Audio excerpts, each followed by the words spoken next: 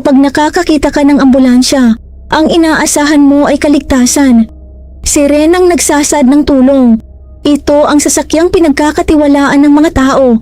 Tumatabi ka para dito. Sa oras ng emergency, ilalagay mo ang mahal mo sa buhay sa loob nito at aasahang makararating siya ng ligtas sa ospital. Ngunit sa kasong ito, ang mga nasa loob ang mismong panganib. Ito ang kaso ng gang rape sa ambulansya sa Bihar.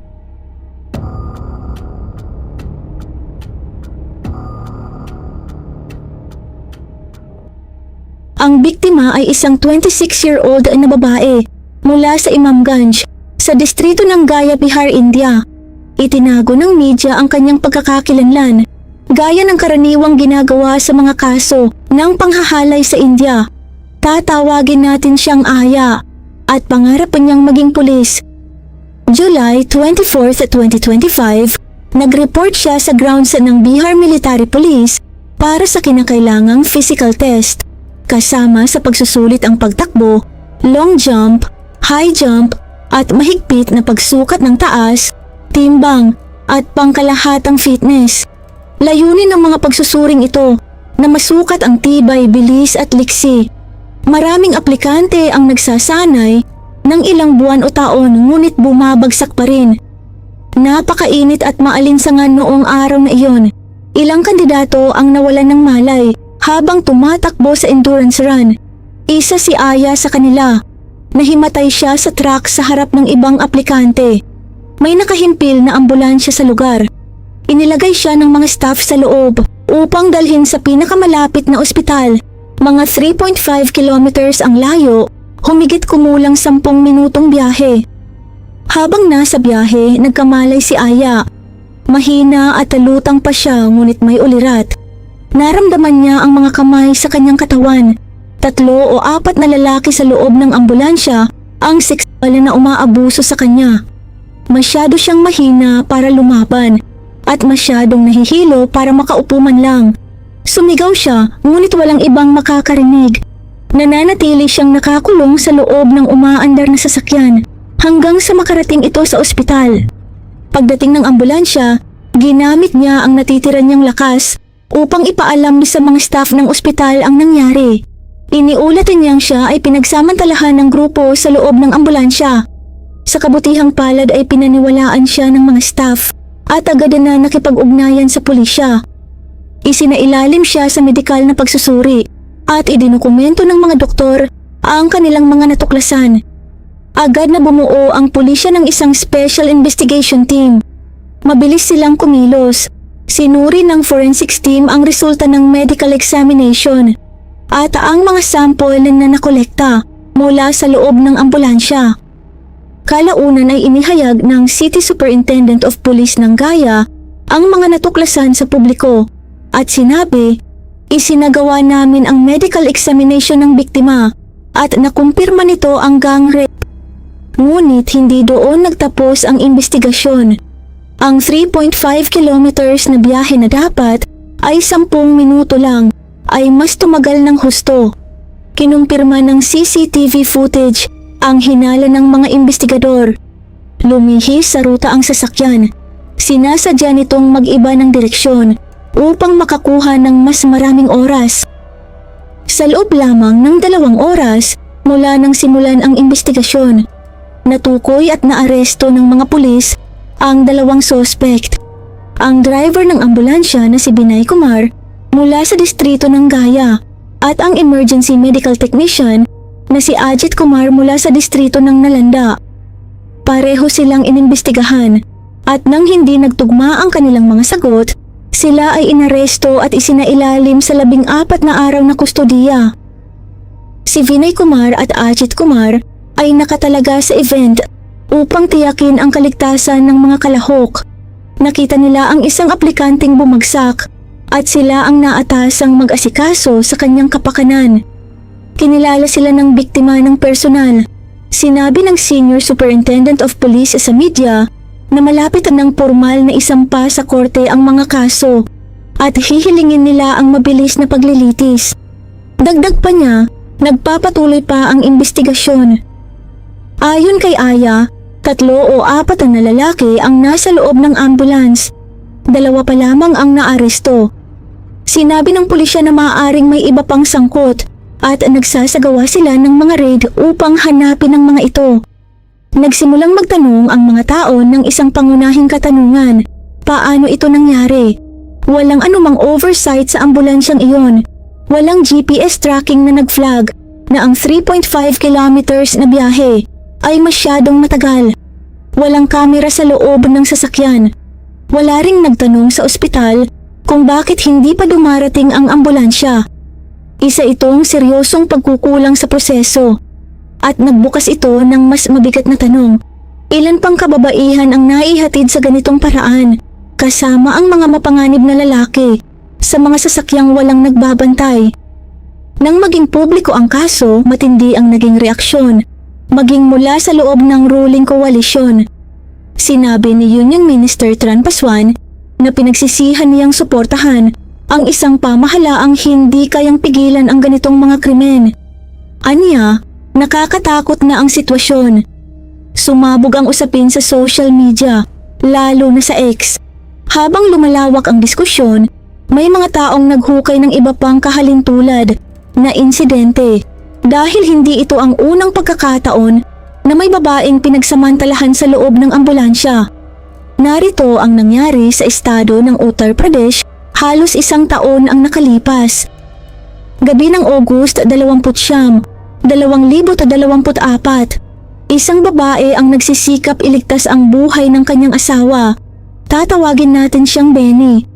Ilang araw nang may sakit ang kanyang asawang si Harish. Una siyang ginamot sa isang lokal na ospital. At nang grabe na ang kondisyon, ay inilipat sa Imperial Neurosciences and the Multi-Specialty Hospital sa lungsod ng Lucknow. Ngunit matapos ang 2 araw ng gamutan, hindi na kinaya ni Benny ang gastos. Hindi na niya kayang bayaran ang isa pang gabi sa ospital. Kaya ginawa niya ang pinakamahirap na desisyon. Iuwi ang kanyang asawa na naka-oxygen sa isang pribadong ambulansya at umasa na magiging maayos ang lahat. Sumama ang kanyang kapatid na si Anup. Umalis sila sa gabi. Si Harish ay tumatanggap ng oxygen sa likod, kasama ang kanyang asawa at bayaw. Mahalagang maging malinaw dito. Ayon sa police report, isinampa ang mga kasong homicide, molestation at unwrongful confinement. Karamihan sa mga ulat ay tinukoy ito bilang panghihipo. Ngunit may ilang nag-ulat na inaresto ang ambulance assistant dahil sa aligasyon ng attempted rape at robbery na nagpapahiwatig na maaaring mas sobra pa sa panghihipo ang nangyari. Bagamat hindi umabot sa legal na definisyon ng rape. Anuman ang legal na tawag, ang sumunod na 150 kilometers ay puno ng walang tigil na pang-aabuso. Sinabihan ng driver ang babae na umupo sa harap kasama niya at ng ambulance assistant. Aniya, para hindi sila parahin ng pulis sa gabi. Ayaw man niya, pumayag siya. Habang nasa biyahe, sinimulan siyang hipuan ng 2 lalaki at pilitin. Lumaban siya. Sumigaw siya. Sumigaw rin si Harish at ang kanyang kapatid sa likod. Ngunit walang epekto. Nagpatuloy ang mga lalaki. Pagdating malapit sa Chawani Police Station sa Basti, mga 150 kilometers mula sa kanilang destinasyon, huminto sila. Ang sumunod ay mas malupit pa. Tinanggal nila ang oxygen mask sa mukha ni Harish bago siya itinulak palabas ng ambulansya at ihagis sa kalsada. Ikinulong nila ang kapatid sa likod ng ambulance upang hindi ito makialam. Ninakaw nila ang 10,000 rupees, mga 6,300 pesos sa kasalukuyan mula sa pitaka ni Benny. Kinuha rin ang kanyang alahas, ID card at maging ang medical records ng kanyang asawa. Pagkaraan, pinalabas nila si Anup at saka tumakas. Iniwan ng pamilya sa madilim na kalsada, malayo sa kanilang tahanan. Isang babaeng kagagaling lang sa pang-aabuso, isang kapatid na ginawang bihag at isang lalaking naghihingalo na tinanggalan ng oxygen at inihagis sa lupa. Nakatawag si Anup sa emergency services at may isa pang ambulansyang dumating. Isinugod si Harish sa isa pang ospital Ngunit hindi na siya umabot. Idineklara siyang patay noong August 30. Nang magtungo si Benny sa isang lokal na police station noong September 1 upang magsampa ng reklamo, pinaalis siya ng pulisya. Sinabihan siyang bumalik sa Lucknow, 300 kilometers ang layo, kung saan sila unang sumakay ng ambulansya. Kinabukasan, nagtungo si Anup sa ibang police station. Ganito rin ang nangyari. Tinanggihan at sinabihang sa Lucknow maghain ng reklamo. Matapos maisagawa ang huling ritual para sa pagpapalibing sa kanyang asawa, wala nang ibang pagpipilian si Benny kundi bumiyahe ng 300 kilometers pabalik sa Lucknow, ang lungsod na iniwan na niya, para lamang makahanap ng istasyon ng pulis na tatanggap ng kanyang reklamo. Sa wakas, naitala rin ang kanyang salaysay sa Lucknow noong September 4th, halos isang linggo matapos ang pag-atake. Kalaunan natukoy ng pulisya ang dalawang lalaki. Ang ambulance assistant ay si Rishabh Singh. Siya ay inaresto at nabawi ang ambulansya. Sa interogasyon, sinabi ni Rishabh sa mga pulis na lasing umano ang driver na si Suraj Tiwari noong gabing iyon. Ayon sa kanya, si Tiwari ang nagsimula ng pag-atake. Sa kabila ng maraming police raid, hanggang September 6, 2024, hindi pa rin nahuhuli si Tiwari. Isipin mo iyon, si Benny ay inabuso, ninakawan, nawala ng asawa, tinanggihan ng pulisya, at pagkatapos ng lahat ng iyon, isa sa mga lalaking gumawa nito sa kanya ay malaya pa rin. At hindi doon nagtatapos ang mga kwentong ito. May isa pang kamakailang kaso mula sa lungsod ng Faridabad. December 29, 2025, Lunes ng gabi, isang 25-year-old na babae, tatawagin natin siyang Cindy, ang bumisita sa isang kaibigan sa kabilang bahagi ng lungsod. Umalis siya ng bahay ng gabing iyon matapos makipagtalo sa kanyang ina. Tinawagan niya ang kanyang kapatid at sinabing babalik siya sa loob ng 2 o 3 oras, ngunit hindi siya nakauwi. Pag-alis sa bahay ng kaibigan, sumakay si Cindy ng maliit na 3-wheel taxi, isang rickshaw, patungo sa isang mataong intersection sa bagong industrial township ng Faridabad. Mula roon, naglakad siya papunta sa isa pang kanto upang sumakay pa uwi. Lampas hating gabi na noon. Makapal ang hamog. Halos walang tao sa kalsada. Habang naghihintay siya, may 2 lalaki sa isang ambulansya mula sa isang pribadong ospital ang huminto at inalok siyang ihatid. Sumakay siya. Bakit hindi? Ambulansya iyon. Agad nilang ikinandado ang mga pinto at kinuha ang kanyang telepono. Sa halip na ihatid siya pa uwi, dinala siya patungong Gurugram, ibang lungsod na iyon. Sa isang liblib na lugar, ipinarada nila ang sasakyan. Salit-salitan siyang hinalay ng 2 lalaki. Pagkatapos, ibinalik nila siya patungong Faridabad at itinapon sa kalsada bandang 3:00 ng madaling araw. Malakas ang pagbagsak niya at duguan ang kanyang mukha. Nabali ang kanyang kanang balikat. Nakahiga siya sa kalsada, umiiyak at humihingi ng tulong. Dahil sa makapal na hamog at katahimikan ng gabi, walang nakarinig, walang nakakita. Si Cindy, isang ina ng 3 anak na nakatira, kasama ang kanyang mga magulang matapos ang alitan sa asawa, ay nag-iisa sa kalsada, duguan, 3:00 ng madaling araw, walang telepono at walang paraan upang makahingi ng tulong. Kalaunan, nakatawag siya sa kanyang kapatid gamit ang telepono ng iba. Dumating ang kanyang pamilya at dinala siya sa ospital. Kinailangan niya ng 12 tahi sa mukha. Isinailalim siya sa facial surgery upang maiisara ang malalalim na sugat. Nakatakda pa ang 2nd operasyon para sa kanyang nabaling kanang balikat. 6 na araw matapos ang pag-atake, nasa ospital pa rin siya. Sobra ang kanyang pagkabigla kaya hindi pa siya makapagbigay ng kumpletong pahayag sa pulisya. May kumalat na video online na sinasabing si Cindy ang nag-record kung saan inilarawan niya ang nangyari. Hindi ko sila kilala noon, aniya. Pagkaupo ko sa sasakyan, nag-transfer ang isa sa kanila ng 600 rupees sa aking Paytm account. Pagkatapos ay ikinandado nila ang sasakyan at inagaw ang aking telepono. Makapalang hamog noong gabi. Sumigaw ako ng malakas pero walang tumulong. Isipin ang sunod-sunod na ginawa. Mag-transfer ng pera, kunin ang telepono, ikandado ang mga pinto.